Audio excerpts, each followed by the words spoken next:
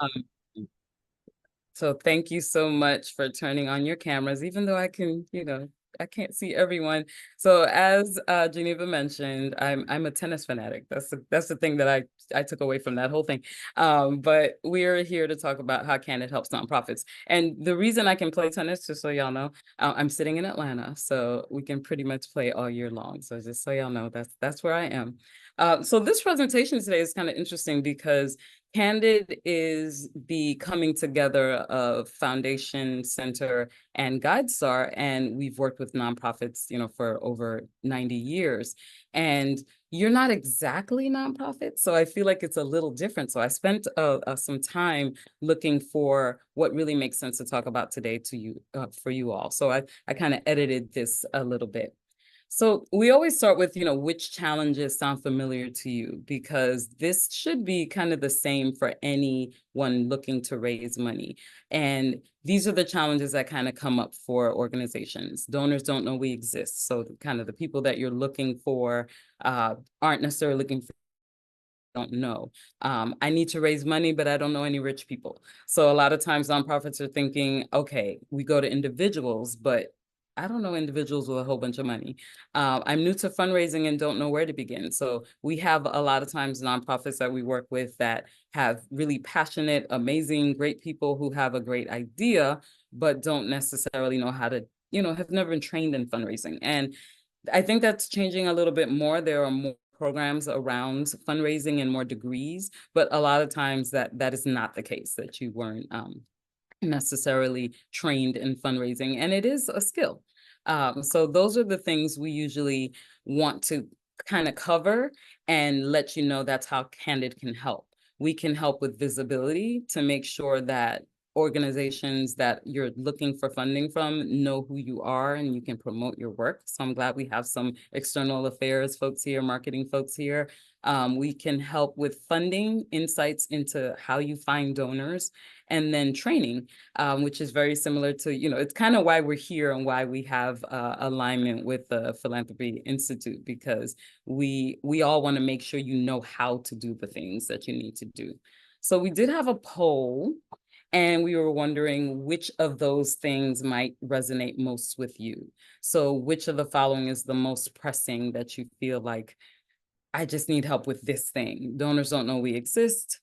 I need to raise money, but I don't know any rich people, or I'm new to fundraising in general. So you kind of want to know how to do the thing. Okay, and I see people are answering. I'll give y'all a minute to answer. And this is interesting too, because I feel like we know HBCUs exist, but do we really know? You know what I mean? Like there are a lot of them. So, and ones that I don't even know the name to. So people may not know in general, even if we do. Okay, so I see, okay, it's kind of in between all of them. And I'll kind of end that and share. So it looks like, yeah, it's all of the above to some degree. And we even have someone new to fundraising, a couple people new to fundraising. So, okay, so we'll kind of cover everything. So I'll keep going. So as I mentioned, Candid is the coming together of two organizations, and we came together in 2019. So it's been about 5 years, and Candid is very much a data company. So when we'll talk about the HBCU report we did, but what Candid does is it gets information to organizations so that they're able to do good. So whether it's foundations or whether it's nonprofits or even universities, we're essentially trying to arm you with all of the information you need in order to raise funds. So how you're going to find things, how you understand trends, all of those different things that'll help you raise funds better. And again, you probably know us as Foundation Center and GuideStar. I think I still run into people who are saying, oh, Foundation Center. Okay, I remember y'all. I see there's a question from, I think it's Naja. I think you can unmute. Can you? Geneva can tell you. I must have hit that by accident. I Okay. apologize. Oh, okay. We'll call on you later, but all good. So yeah, so GuideStar is kind of the part of that foundations, or rather a lot of outside organizations knew about, because they would look for nonprofits in there. And then Foundation Center has the big tool of Foundation Directory, which is where a lot of organizations look for funding and look to understand foundations better. So essentially, we have the most comprehensive data and information source for the social sector. We identify reliable grant prospects to maximize your fundraising through the Foundation Directory tool. We serve as a hub for sector intelligence. And I don't think I'll go to the site because I don't think we have a lot of time. But if you go to candid.org, you'll see we're trying to organize it as well as possible because there's so much information. But essentially, you can look for all of the different tools that you might need in order to raise money or raise your profile and those kinds of things. We drive data-informed decisions to promote outcomes. As we talk about the different reports and the data that we have, we'll talk about how that can help you make your point and make your pitch, essentially. We center equity in all we do. So we're the new equitable access team, and for me, it's a title change, like for the department, but the work I've done with Candid since getting here in 2019 has always been about BIPOC leaders and smaller organizations. Embed our services locally to activate philanthropy. We have over 1,600 plus partners, community partners. When I came on, when Candid became Candid in 2019, we decided rather than having the libraries in our offices, so we have like an Atlanta office, a Cleveland office, we moved all of our tools into our partners, and our partners are mostly libraries throughout the country and in Mexico and Puerto Rico as well. But some of them are also United Ways or nonprofit resource centers. So you can actually access our tools for free in those locations. So the first thing I'll go over is your Candid nonprofit profile. And I think that this is an opportunity, and it's not something I've seen already that you're using, but definitely something you can use. So any 501c3 has a Candid profile, right? So if you go on to guidestar.org or candid.org and click on GuideStar, you'll find any 501c3 that exists. And that comes from, the government, the IRS, right? As soon as that paperwork is filed, and I think you give it a couple of weeks, you have this place on our profiles. And what it's doing now is that it's showcasing your mission and your programs. And what we've decided to do is help it demonstrate transparency. When you look at the research of what people want out of nonprofits or businesses, really, is they want to trust them, right? So if someone says, oh, give to this organization, they're really great, you immediately kind of, well, is it legitimate? How do they spend their money? What impact am I making if I put my money into this organization? And so what we've decided to do is make it so that when you go to this place, you're not just seeing kind of, okay, it's a legitimate nonprofit, but the organization itself can tell you what we do with pictures, with videos, whatever else. Just give me what you think I want to know or what I have to know in order to give to this organization. It shares the organization and the community you serve, all of those things. And what we've been telling the sector is, you have to give that information so that donors want to come to you. And that when donors run into you, because we're connected to a lot of different systems and organizations, I'll kind of show you in the next couple of slides, that when they get to you on this profile, it's not just empty, and it doesn't just say, okay, this is a school. Okay, they want to understand you better. And so as you give us more transparency, your seal changes, and I'll talk about those seals. So just to earn your bronze seal, just to go in there and give you some information and just say, hey, this is where you can give to us, this is what we're called, this is where we are, that gets you a bronze seal. And the way people search a lot of times, if they're looking for an organization to give to on GuideStar, is they might just be looking for, I want an organization that has a seal. There are a bunch of organizations that have no seal at all. No one has ever done anything with them. They're just there. And when they have a seal, now you know you're going to get some information. So if I'm trying to give money, I want some kind of information. So the bronze seal takes just a couple of minutes. It's really just your contact information, your mission. You also put in the categories in which you help. And that helps because for me, I'm from New York originally. I might be looking for a nonprofit in my old neighborhood who does these kinds of things. If I'm just like, I don't know who to give to, but I know where and in what causes I want to give to. So that might be what I do. And then I'll get those organizations. The seal holder profiles help you attract donors because what's happening now is that a lot of DAFs, donor advised funds, a lot of people are, rather than going out and finding organizations themselves, they have a lot of money and they're saying, you know what, I want my financial folks to invest for me and to also donate for me. And those platforms are using GuideStar. And it's partly because we're asking them to. We're saying, hey, it turns out all of these organizations are here already. So we're giving them a way to tell you more about themselves. And then you can just go to this one-stop shop and use our profiles to give.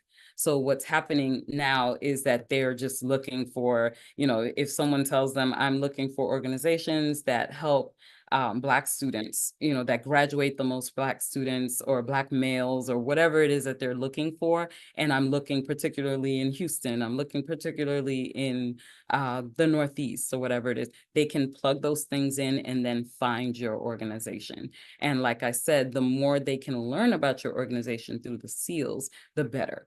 So it's not a rating. I know some of us were kind of, troubled on the inside saying like, is this a rating system? But it's not. It's more about how much you can find out about the organizations given the seal. So these are the different partners that we work with. For instance, if you're on Facebook and you decide, oh, I'm doing this birthday fundraiser, and someone clicks on the organization that you're saying they should give to, it doesn't actually go to their website. It goes to ours. It goes to the nonprofit profile. So we're trying to let nonprofits know that this is a great use of your time to build it out. It's free. All you have to do is kind of claim it and go on from there. So these are the seals. Bronze is the first one, takes a couple of minutes. Silver, it helps guide funding decisions because now I can see what programs you have. You can add brand details, you can add videos, different things. The gold seal, we know that there's more financial information than what's already there from the IRS. This is your opportunity to kind of show this is what things look like at our organization financially. And then platinum is the highest seal. And that one just means there's the most transparency because it's also highlighting your impact. So it's showing how you measure your results, how you measure your impact. The thing that we're talking about a lot right now is demographics via Candid. There's a movement to understand the sector and understand who's actually diverse and who's leading.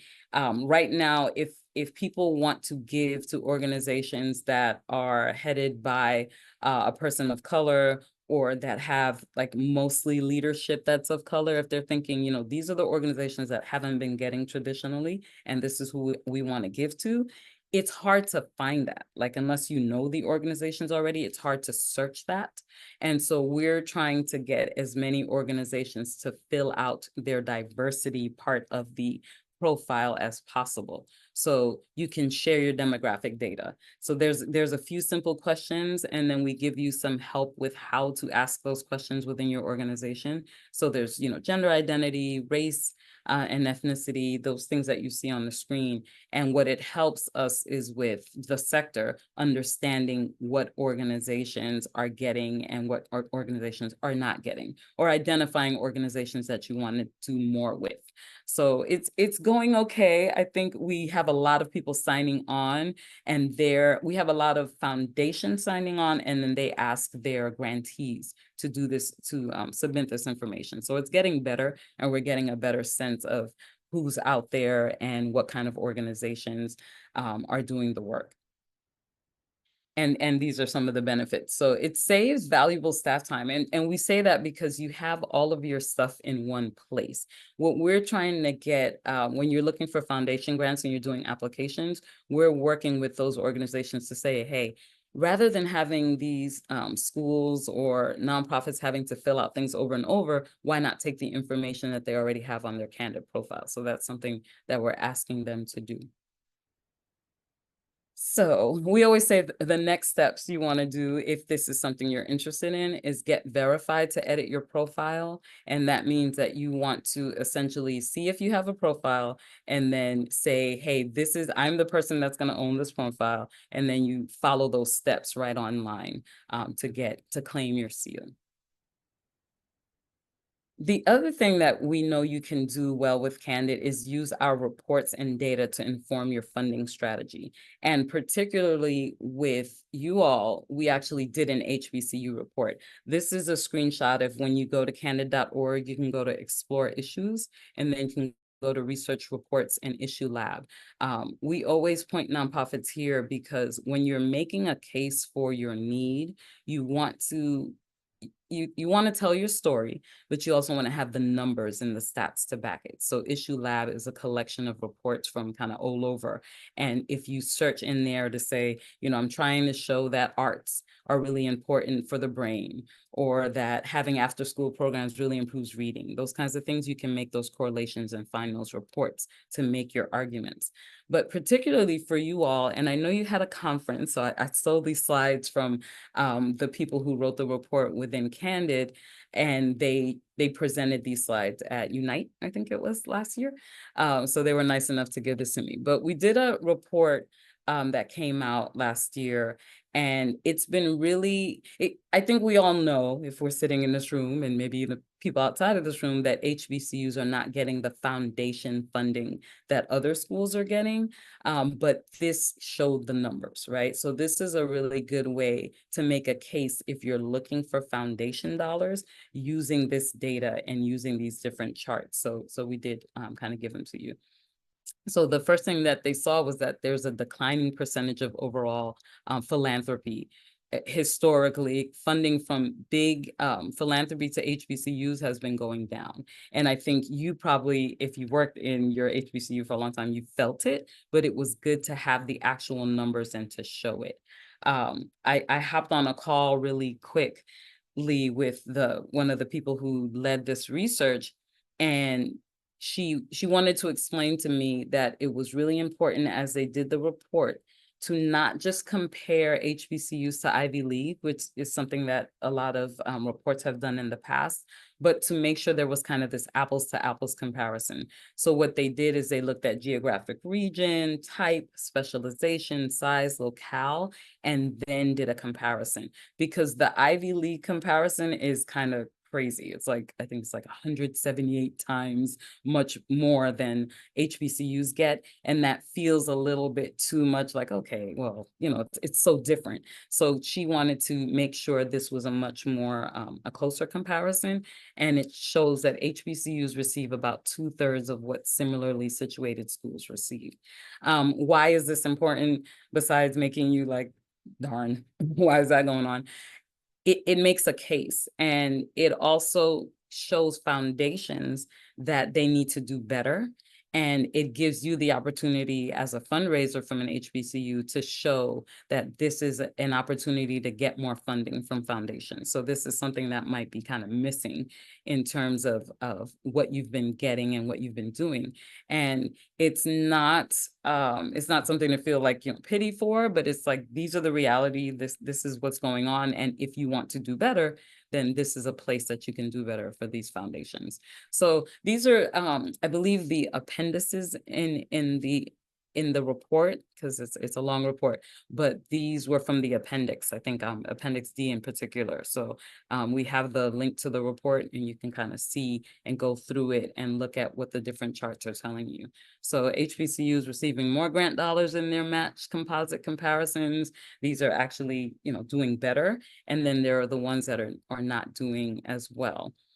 And I think those are also good conversation starters in terms of, what are they doing at Johnson C. Smith, or what are they doing at, Lane College, and, having those conversations, because you're being allowed to have this space where you can talk to each other and make these connections. So it's good to have. This is what they kind of put out as the value and impact of HBCUs. And I thought this was a nice slide to put in, because again, when you're looking for support and foundation dollars, you're making your case. And so this is the value. And I'm sure you guys all make your case way better than maybe the slide does, but these were some of the things that we kind of came out of the data. Fundraising. So this is the other way that we help. And again, it looks a little different maybe for nonprofits, but we always show the Giving USA pie chart because we want nonprofits to know that there should be a diversity in the dollars that you're getting, right? So this is what it looks like. And this is the 2022 numbers from Giving USA. And this is all of philanthropy, right? So in terms of nonprofit revenue, it comes 70% come from program services, 23% from contributions, and then 7% other revenue. So we want you to kind of think of we don't want you to be getting all of your money from just one spot. We want to know that there's some diversity there. And within those contributions, this is the Giving USA numbers that came out in 2022. So in terms of where these dollars are coming from, this might look very similar to what you know in your offices, 64% coming from individuals. So that may be what it looks like because a lot of your money comes from individuals, perhaps 9% from bequests, which is also kind of individuals, and then 6% corporations, and then 21% foundations. So if you're not getting that 21% or any percent from foundations, we're encouraging schools to make sure that they are getting that piece of the pie and that there is foundation funding. The times that I've worked with, like I've worked with Morehouse School of Medicine every year, and talked about how they can raise funds. And it's always with like the science departments and the different individuals who are doing research. So I'm not sure how much the actual development departments are going to foundations, but I know some smaller departments looking for support do that as well. But just keeping in mind that chart, we want to make sure that if you decide to use Foundation Directory, and I don't know, Geneva, is that something that UNCF has? Like, do you have a Foundation Directory account or anything like that? I'm going to defer to one of our colleagues that's in the area office. So Kim, if you wouldn't mind sharing if that's a resource that we have internally. It wouldn't be accessible to me, but that may be an option. I know that, so I don't know if we have, I know we are listed in Candid. We are, when I've gone to do just recently some, I've done some grant applications like in the last week. And so the feature that she spoke about where it loads up, it did, some questions like demographics, it allowed me to load in mission statement. So I know we have something on there that's, I don't know if Roy has a part in keeping that up to date, because that would be something that would come out of BMC to make sure the right language was reflected there. So we are accessible. We are there. We do have our 990s out there. So yes, we are there for people to see that UNCF does exist and is a viable and certifiable agency. I just don't know if we're bronze, silver, or which level we are. Gotcha. Thank you. We are there. Thank you. Appreciate it. And by the way, I was told to make sure I mentioned this. In the HBCU report, we purposely left out public funding from UNCF because we wanted to show what others are doing or not doing. So we know y'all are legit and you're giving. So Foundation Directory itself is when you're looking for funding. So when you're looking for foundations and you're trying to find that fit, it's a tool, again, that is at most of our, as all of our community partners, and a lot of them are libraries, so it's free. But basically you go in and you search for, we're a university, we're looking to help with this thing in this place, and then you see what funders make grants for the kinds of things that you would want help with. So you do a search, and then it has really great funder profiles where you can actually see where they've been giving money, to whom they've been giving money, how much money they've been giving, and how do you even apply? What are the different ways that you can approach? Is it something where you have to know someone, or do you need to fill out an application? What are the deadlines? Who can I talk to? Who works there, like that I might actually know? That's kind of the next screen. A lot of times we'll say, if your board, you know, if you see a foundation that's of interest and you feel like you align and they would love to give you money because you make great partners, you look at who works there and then you figure out, who do we know? Does my board know anyone? Do my colleagues know anyone? Is there someone we can connect with and talk with before we approach them about funding? Because we all know knowing people is really important. And again, you can access those.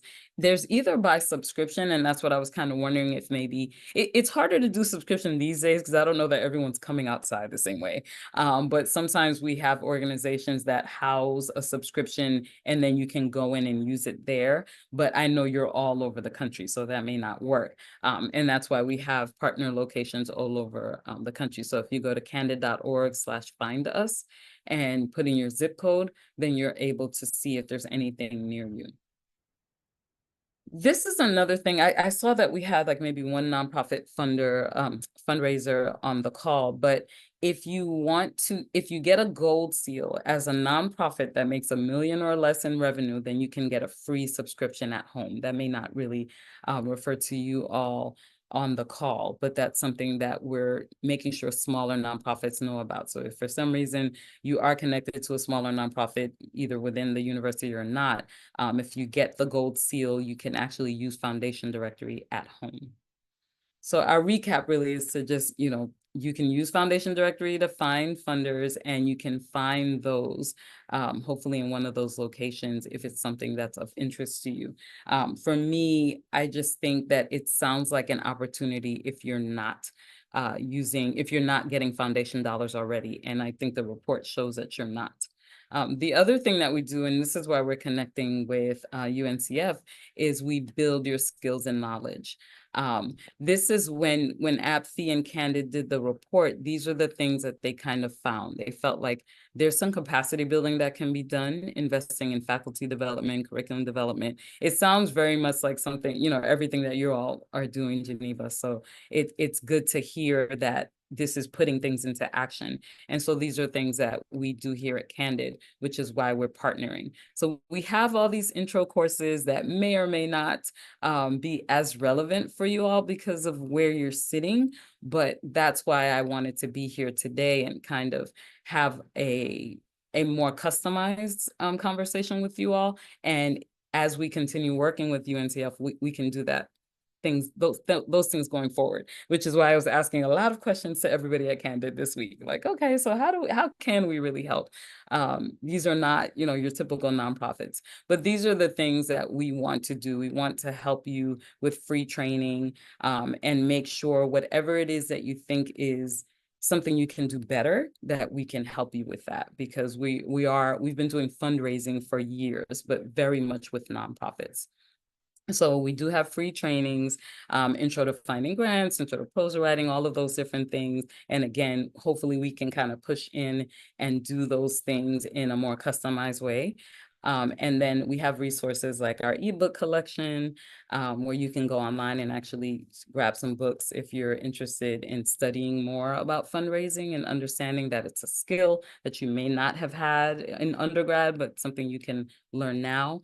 And then we have sample documents, kind of my favorite part of the site, where a lot of times you feel like, well, this is not brain surgery, right? So I'm smart enough. If you show me what a proposal or what a budget or whatever it is looks like, I can possibly, just figure it out for myself and just make it for our own. So we have sample docs, which is really important.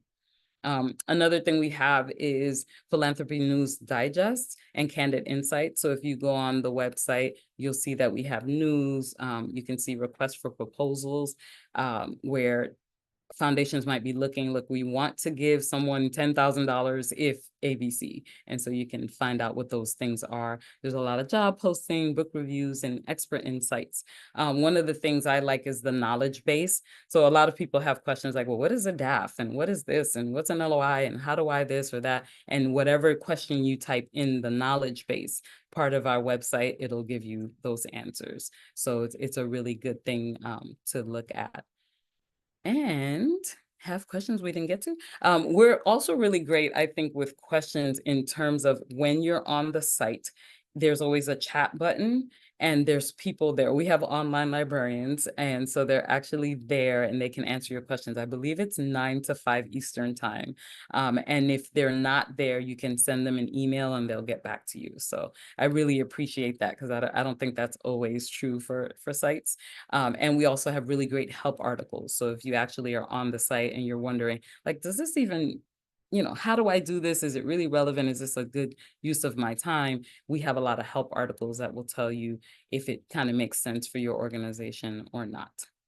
And that is it for me. I know Geneva wanted to make sure that we had time for questions. So I Yeah. think I did good, right? I think you did fabulous. And I think I Yay. learned a lot more about Candid and how you work. I mean, I already know the phenomenal work that you do for nonprofits, but just seeing how some of that translates specifically to HBCUs, MSIs, community colleges, minoritized nonprofits, and how you Candid and your education team is being intentional about serving that population as well. Because we do have some unique perspectives and experiences that don't necessarily translate to traditional training, which is why Philanthropy Institute exists, as well as thinking about ways of convening and working with donors and potential funders. So love that you all had that opportunity, as well as that gold seal for smaller nonprofits, because sometimes that is a barrier of trying to, get logistics in order to make themselves as visible as possible. So you all are being intentional in that way as well. So that's great. Yeah, I am really curious where where most of the money comes from with all of your institutions. I'm guessing individuals, but I don't know if that's true. Is that? Yeah, we can open up the floor, and I think this is the reason why we have this is me asking questions. Yeah, exactly, right? So it's like learning from each other, Mm-hmm. and trying to figure out how best to support the effort. So if anyone wants to unmute, we are. Yeah, I'm curious. Hi, this is Roy, and I'm with branding, marketing, and communications at UNCF headquarters. And first of all, Ivonne, this is really, really, really great information, and I just see this as the beginning of something wonderful, without a doubt. I will say, with respect to UNCF, we are ranked 58th on Forbes magazine's listing of top U.S. charities in the United States.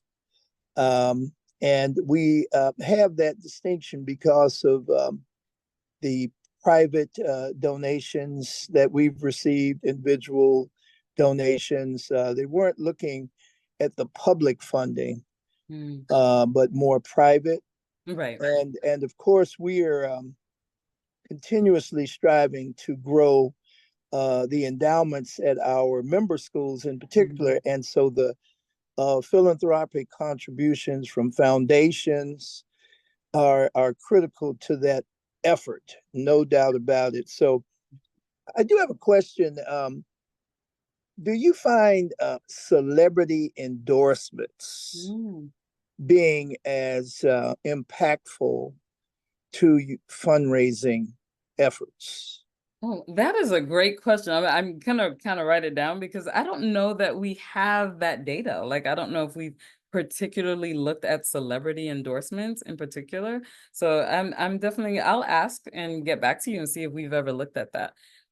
Because yeah, I could imagine with HBCUs and the very visible folks that have graduated from HBCUs that we're learning of more lately, being really important. But yeah, I don't know that. Yeah. Oh, that would be very, very helpful too, because this year represents the 80th anniversary of UNCF, and as anniversaries go for nonprofits, that's exceptional. Most nonprofits, I think the average lifespan is 6 to 10 years, and we've been blessed to be here for 8 decades, and we're not looking to toss in the towel. I love that. Even though there are those who want to challenge DEI efforts and want to raise questions about, do we really need diversity and inclusion? We're not going to back down off that by any stretch of the imagination. But our approach toward it is going to be strategic. No doubt about that as well. So I was just wondering too, the demographic profile. I'm trying to get my hands around who's gifting. I know that we get about 150,000 individual donors through our gifting, and I'm working to try to get a handle on the profile of who's gifting. So that's an internal thing for me. But I think you stressed the point, though, with respect to your organization being known, and without question, UNCF is certainly had longevity. And but I can tell you, we can go out and say, "Well, I'm with UNCF," and people kind of say, "Oh, you mean UNFC or UN?" UNESCO or something. No, UNCF. And then I say, well, we bring you a mind is a terrible thing to waste. And when you say a mind is a terrible thing to waste, a light bulb goes off. I love that. Okay, but that's not enough. Yeah. That's we're trying to get people to recognize the brand UNCF, top of mind. And a mind is a terrible thing to waste. It's there. And it's going to be there, but we're aiming to elevate the brand, particularly among younger donors. I must say, the millennials, the Gen Zers, the Gen Alphas, they pose the future. Yep. And usually, I would imagine that those are alumni. Right. And I'm kind of curious if that's who's giving. Are alumni giving the way that they could be, should be? Is that who, not UNCF necessarily, but the schools, the individual schools, is that who you all target the most or talk to the most as your alumni? Is that how that works? Absolutely, yes. That's a very, very important population. And the UNCF has a National Alumni Council. And we work with to maintain relationships with our member schools. We have 37 members. These are the private HBCUs. And we work closely to continue drive home the point of alumni gifting, supporting, because as dollars dry up in certain areas, they've got to be replaced. And they're going to need to be, in fact, increased, because when we talk about growing the middle class in America and creating opportunities for the middle class in America, the path forward is through HBCUs. I agree. Hopefully, I have one more kid at home. Hopefully, we'll see if she is applying to a couple of HBCUs. So we'll see if she ends up there. Awesome. I'm wearing my Howard gear today because we have an event this evening that UNCF is hosting. So I said, wear your gear today. So that's why I'm wearing Howard. I see. I live in Atlanta, so you can imagine how many HBCU alums and the argument of the little HU versus the big H. Yeah. Well, that will end November 5th. Oh God, we're not going to be able to. Okay, I'm gonna leave that on. I'm leaving that alone. Please. All right. Okay. All right. Okay. So if there's other questions from folks in the room, we'd love to get some questions in the space. We have about 7 more minutes. I have a final slide, but that's the closeout slide, so I'll wait to share that until we closer to wrap up. But we do have a couple more minutes for questions if folks do have them. Questions at all, and anything that I need to kind of go back with, sort of like what Roy mentioned, celebrities. That's something I don't think we think about in general with nonprofits, but would make sense, I think, with HBCU. So if you have any other questions that I can't necessarily answer, but I can go back with, that'd be great. Or if you have questions about the Philanthropy Institute in general, hopefully you've heard about it and you've received, if you're from a member institution, hopefully you've seen emails from me before or from the Philanthropy Institute before. Christine, I see you with your hand. Yes. Yeah, hi, I'm new. This is my first day at UNCF. I worked previously for the the American Association of Fundraising Professionals. Um, I do have a question that kind of piggybacks on Roy's. What strategic purpose or strategic advancements have you seen for, instead of just celebrity endorsements, influencers, because social media is so huge right now. And I know that influencers can have a greater impact, especially when you talk about alumni and things like that. Yeah, well, one thing that we're teaching in our classes is that you want to stay there. There's a top of mind phrase. And if you want to stay top of mind, obviously TikTok and Reels and all of those things, having, Roy has his Howard shirt on. If you're just doing a TikTok with your Howard, hopefully you're doing something nice, but you're doing something and talking about what it meant to you and how you got to your career, just a couple minutes in your gear, in your, school swag makes a lot of difference. And so even with Candid, we've been doing a lot of those. Like we have a younger person working in our PR and particularly with our social media and just doing these quick little videos. Like, what does it mean to have a 990? How do I, search for fundraising? That kind of thing it just keeps you top of mind and keeps you fresh.